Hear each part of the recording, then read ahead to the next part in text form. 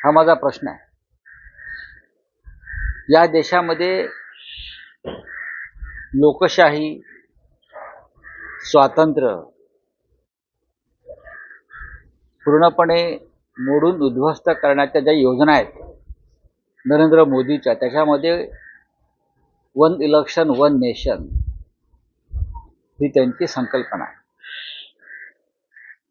या देशामध्ये संघ राज्य पद्धती आहे, फेडरल स्टेट सिस्टीम आहे. प्रत्येक राज्याची सामाजिक, त्यानंतर तिकडलं एक मोसम, वातावरण प्रत्येक ठिकाणचे वेगळे आहेत. जम्मू काश्मीरला तुम्ही निवडणुका घेऊ शकत नाहीत लोकसभेबरोबर, नॉर्थ ईस्टला घेऊ शकत नाहीत तुम्ही. काही राज्यामध्ये तुम्ही 7-7 टप्प्यात निवडणुका घेताय. फक्त तुमची व्यवस्था आणि तुमची सोय पाहण्यासाठी, तुमच्या स्वार्थासाठी तुम्ही या निवडणुका घेत आहात. One election one nation. राज्यांचे प्रश्न वेगळे असतात आणि लोकसभा म्हणजे राष्ट्रीय प्रश्न वेगळे असतात, आणि त्यानुसार लोकांनी विचारपूर्वक मतदान करायचं असतं. हे गेले आपण 70-75 वर्ष पाहतो. तुम्ही मुंबई महानगरपालिकेच्या निवडणुका अद्याप घेऊ शकलेल्या नाही आहात वन नेशन वन इलेक्शन वाल्यानं. तुम्ही या महाराष्ट्रामध्ये स्थानिक स्वराज्य संस्थांच्या निवडणुका यासाठी घेतल्या नाहीत कारण तुम्हाला हरण्याची भीती वाटते. त्याच्यामुळे हे बिल तुम्ही आणलंय, कॅबिनेटने मंजूर केलंय, पण 2029ला मी फार जबाबदारीनं बोलतोय, लोक याच्यावर टीका करतील. 2029ला वन नेशन वन निवडणूक इलेक्शन जो काही त्यांचा फंडा आहे, त्यावेळेला नरेंद्र मोदी प्रधानमंत्री असतील का, ही माझ्या मनात कायम शंका आहे. त्यांच्याकडे बहुमत आहे, त्यांच्याकडे 2 टेकू आहेत, त्यांना पक्ष फोडण्याचा आणि बहुमत प्राप्त करण्याचा अनुभव आहे.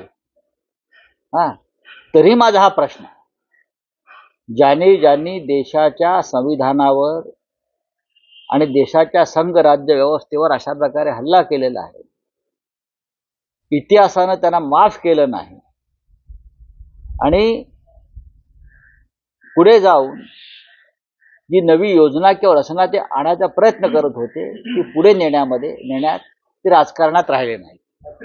निवडणुका लागतात कोणत्या लोकसभेच्या? असं बोला मग, कधी लागू द्या. शिवसेनेनं मुंबईसह 14 महानगरपालिकांच्या निवडणुकांची तयारी सुरू केलेली आहे, आणि आम्ही अत्यंत ताकदीने निवडणुका लढवू. 3 वर्ष या निवडणुका रखडवून ठेवल्या, 3-3.5 वर्ष. मुंबईसारख्या शहराला लोकनियुक्त सरकार म्हणजे महापालिका दिली नाही, महापौर दिला नाही. का? तर त्यांना हरण्याची भीती होती. विधानसभा निवडणुकीमध्ये वाममार्गानं आम्ही विजय प्राप्त करू शकतो याची खात्री पटल्यावर ते आता महानगरपालिकेची निवडणूक घेण्याच्या तयारीत आहेत. पण तुम्ही घ्या, आमचे कार्यकर्ते, आमचा मतदार हा ठामपणे मुंबईत मराठी माणूस टिकावा, मराठी माणूस राहावा, आणि मुंबई ही राजधानी मराठी माणसाची आहे, ती महाराष्ट्रातच राहायला पाहिजे, यासाठी आम्ही प्राणांची बाजी लावून ही निवडणूक लढू. तुम्ही काल शरद पवारांची भेट घेतली, असं सांगितलं की राष्ट्रवादी काँग्रेस शरद पवार पक्षातून विचारांची गट निर्माण झाली. एकाचं म्हणणं आहे की अजित पवारांसोबत आपण सत्तेत जावं, तर दुसऱ्या गटाचं म्हणणं आहे की भाजपसोबत आपण सत्तेत जावं. अजित पवारांबरोबर जाणं आणि भाजप बरोबर जाणं एकच आहे, बरोबर ना? मी शरद पवार साहेबांना ओळखतो, जवळजवळ त्यांच्याबरोबर मी रोजच असतो. संसदेमध्ये, राज्यसभेत त्यांच्या आणि माझं जागा बसण्याची ही बाजूलाच, आम्ही एकत्रच बसतो.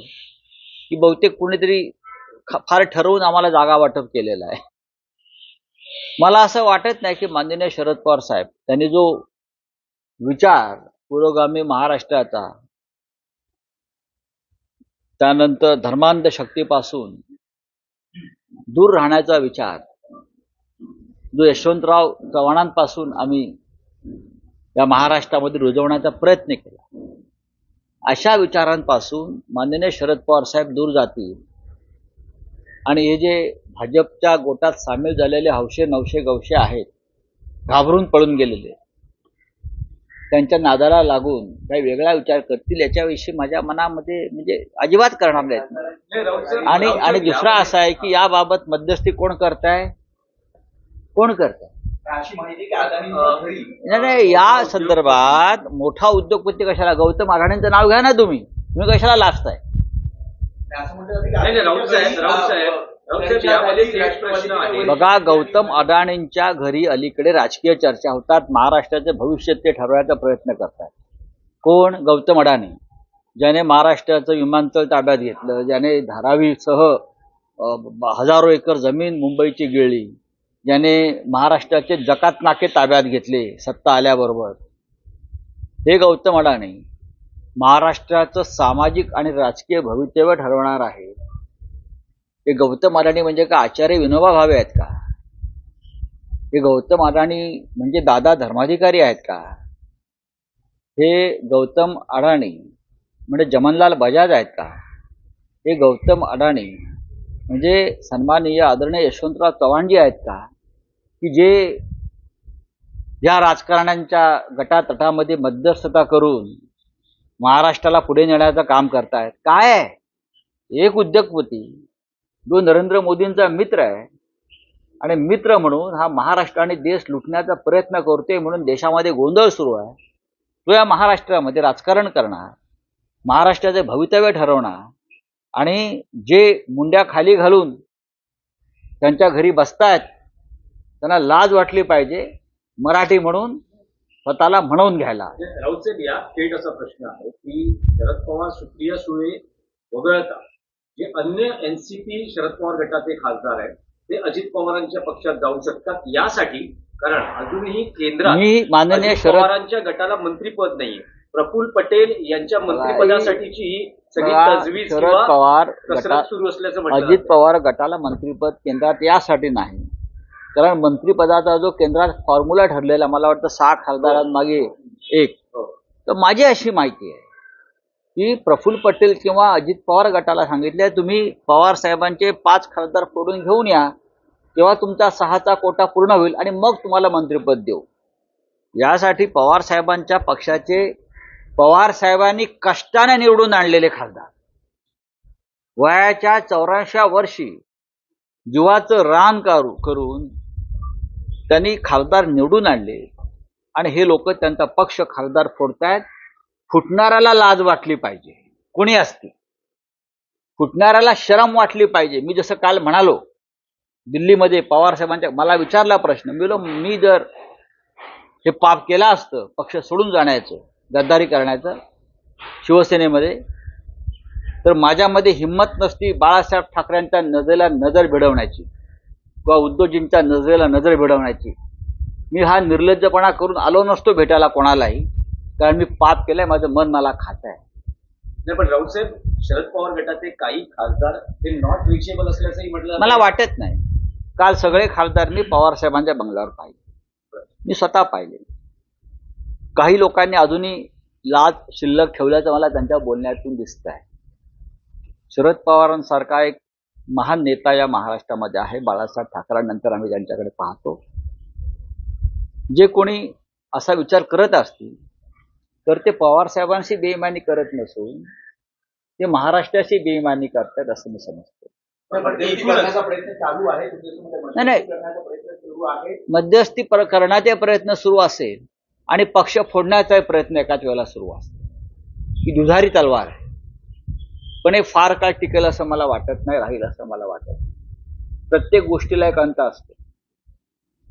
तुम्ही प्रत्येक या जगामध्ये असे जे राज्यकर्ते हुकुमशहा निर्माण झाले त्यांचा अंत अत्यंत वाईट पद्धतीनं झाला. मग हिटलर असेल, असद असेल, सद्दाम हुसेन असेल, इदी अमीन असेल, सगळ्यांचाच अंत शेवटी लोकांच्या हातून होतो.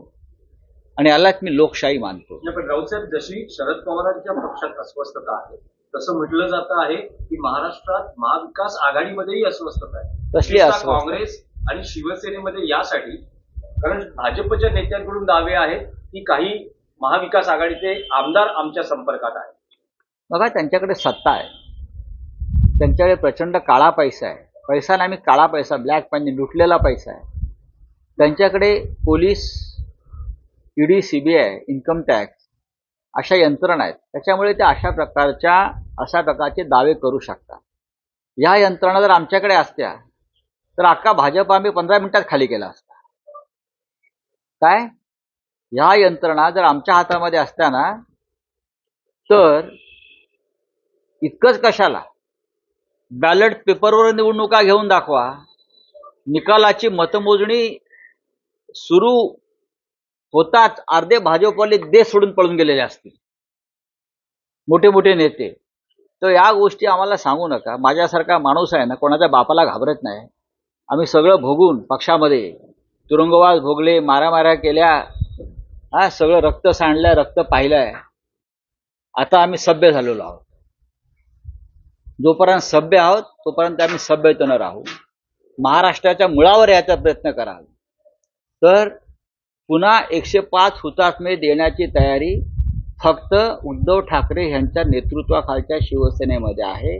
आणि त्या 105 हुतात्म्यातला पहिला हुतात्मा संजय राऊत असेल महाराष्ट्रासाठी. राऊत साहेब, महापालिकेच्या निवडणुका महाविकास आघाडी या एकत्रितपणे किंवा तुमचा वेगवेगळ्या पद्धती- हो, पण म्हणजे तुमचा हट्ट काय आहे त्यासाठी? स्वबळावर शिवसेना आतापर्यंत स्थानिक स्वराज्य संस्था या कधीही युती किंवा आघाडीमध्ये लढल्या गेल्या नाही, कधीच नाही. भारतीय जनता पक्ष शिवसेनाची युती असतानाही नाही, काँग्रेस राष्ट्रवादी काँग्रेसची आघाडी असतानाही नाही. या वेगळ्या प्रकारच्या निवडणुका असतात, तुम्ही समजून घेतलं पाहिजे. नगरपालिका, ग्रामपंचायती, जिल्हा परिषदा, महानगरपालिका या निवडणुका वेगळ्या आहेत. त्यांना स्वतंत्रपणे ज्यांना लढायचं आहे त्यांनी लढलं पाहिजे आणि आपापल्या कार्यकर्त्यांना बळ दिलं पाहिजे.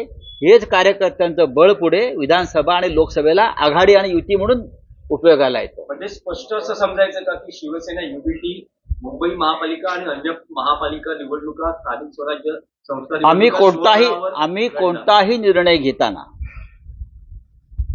कोणताही निर्णय घेताना आम्ही 3 पक्ष एकत्र बसून निर्णय घेऊ. हे पण तुम्हाला मी सांगतो. आम्ही जो निर्णय घेऊ कोणताही, तो घेताना शिवसेना, माननीय उद्धव ठाकरे, राष्ट्रवादी काँग्रेस, माननीय शरद पवार साहेब आणि काँग्रेस 3 पक्ष एकत्र बसूनच आम्ही हे सगळे निर्णय घेऊ. चिंता नसावी. बोलिये. मंत्रिमंडळाचा विस्तार, साहेब, मंत्रिमंडळाचा विस्तार होतो आहे उद्या, पण अजूनही शिंदे शिवसेना, अजित पवार यांचा एनसीपी अस्वस्थता दिसते. खातं आपल्याकडे असावं, विशेषतः गृहमंत्रीपद.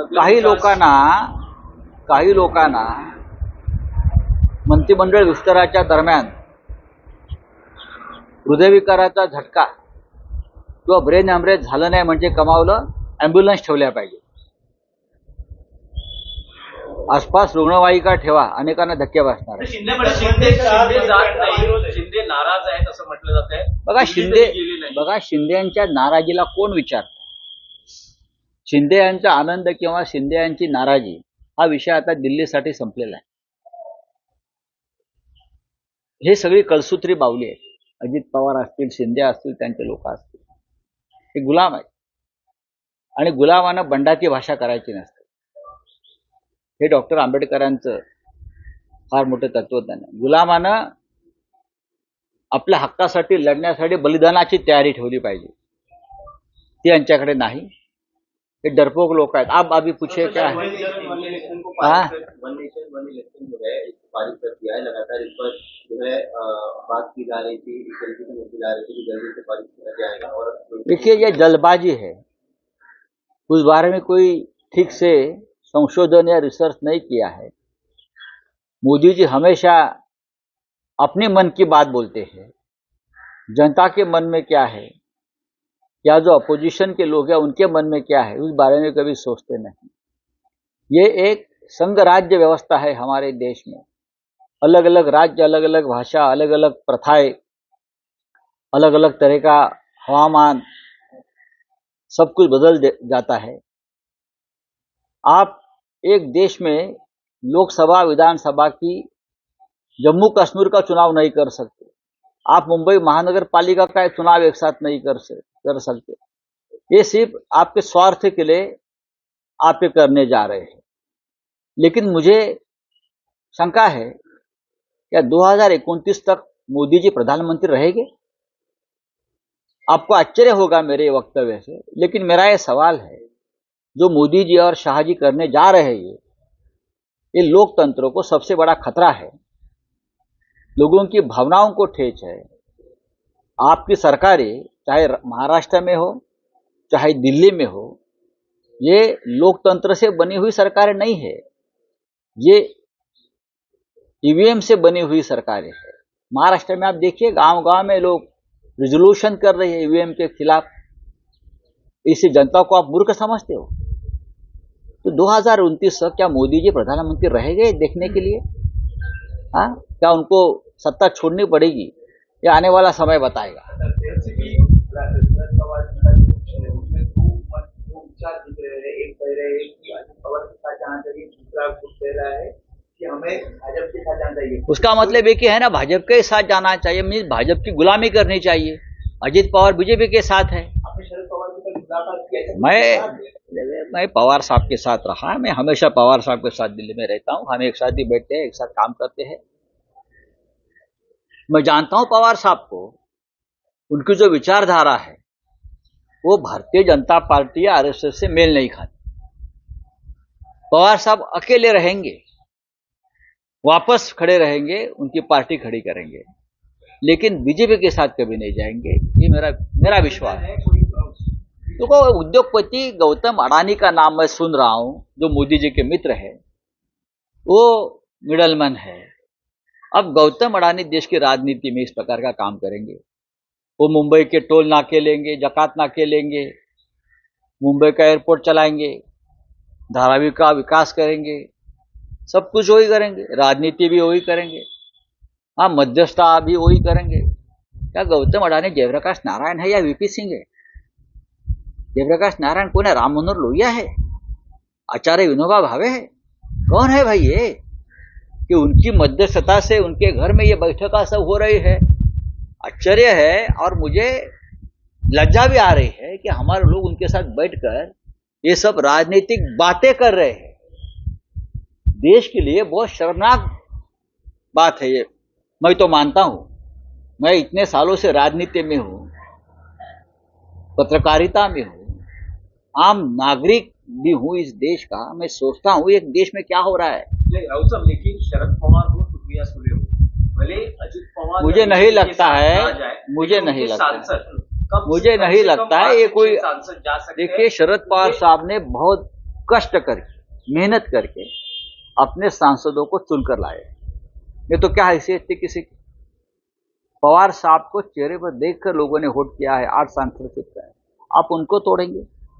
आपको शर्म आनी चाहिए। आपके पास क्या कम है? आपके पास बहुमत है, फिर भी आपकी ये जो पीड़ा है ना दिमाग में, उसको तोड़ूंगा, उसको तोड़ूंगा, उसको तोड़ूंगा, ये कब तक चलेगा? नहीं राउत साहब, मामला है प्रफुल्ल पटेल के कैबिनेट मंत्री पद का। प्रफुल्ल पटेल जी को कैबिनेट, प्रफुल्ल पटेल जी को अगर कैबिनेट बनना है तो जाकर मोदी जी के चरणों में बैठो। लेकिन उसको कहा गया है प्रफुल्ल जी को कि जो एक फॉर्मूला तय हुआ है कि 6 सांसदों के पीछे एक मंत्री पद। अजित पवार जी के पास एक ही सांसद है तटकरे, और 5 सांसद आप तोड़कर लेके आइए। इसलिए प्रफुल्ल साहब की ये सब क्या बोलता है उसको, एक कवायद, तवायफ सब चल रहा है, तवायफ गिरी है ये। चलिए, थैंक यू। देवेंद्र फडणवीस ने कल एक बयान दिया कि राहुल गांधी ने जब भारत जोड़ो यात्रा की थी तो उनके आसपास जो लोग थे वो अराजकता फैलाते हैं, और इसकी वजह से जो है उनके आसपास संजय राउत भी थे। क्या मैं अराजक फैलाता हूं? उनके आसपास अमोल पालेकर जी थे, भारत जोड़ो यात्रा में अमोल पालेकर भी थे। बहुत से आईएएस और आर्मी के लोग उनके साथ थे। राहुल गांधी के साथ मैं पठानकोट से जम्मू तक चलाऊं 28 किलोमीटर, हम लोग अराजक फैलाने वाले लोग हैं। मैंने देखा है बड़े बड़े सामाजिक कार्यकर्ता, हाँ बड़े बड़े आर्मी के अफसर, डॉक्टर्स, वकील, ये राहुल जी के साथ देश में चल रहे थे, अगर उनको लगता है कि अराजक फैलाने वाले लोग हैं, तो आपके साथ कौन है? प्रफुल्ल पटेल, नवाब मलिक, हाँ, एकनाथ शिंदे, जिनको ऊपर ईडी घर दबोचना चाहती थी, ये क्या थे? कौन है? दिल्ली में देखिए उनके साथ कौन बैठे हैं। जरा अभ्यास करिए, रिसर्च करिए। आप ईवीएम से बने हुए मुख्यमंत्री हैं, फिर भी दिमाग चलाइए। देश विदेशातील प्रत्येक घडामोडींचे लाईव्ह अपडेट मिळवण्यासाठी आता साम टीव्हीच्या सर्व सोशल मीडिया प्लॅटफॉर्मला लाईक, फॉलो आणि सबस्क्राईब करा। तसंच सर्व नोटिफिकेशनसाठी बेल आयकॉन प्रेस करायला विसरू नका।